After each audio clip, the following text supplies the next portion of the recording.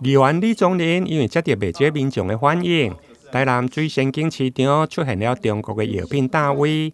经过服务处的实地查访，现场唔定贩售各式的药品，甚至还佫提供推拿等类似医疗的行为。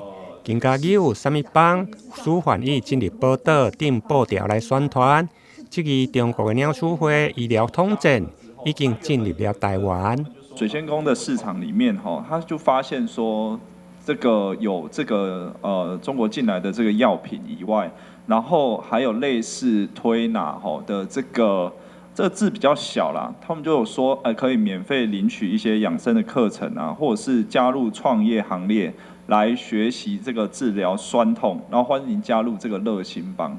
那我们就在研究说，他们包含他们的这个招募的模式，全部都是简体字，然后再加上他们所使用的这个药品啊，这个药品应该是台湾没有办法进来的吧？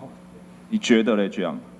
因为以我这样子看，它都很多都是他们的这个简体字等等哈，这个我真的是需要，我觉得我们要去那个查。所以这件事情我们有那个吗？水仙宫的这件我们有接到。目前这边我们没有收到相关的陈情或检举。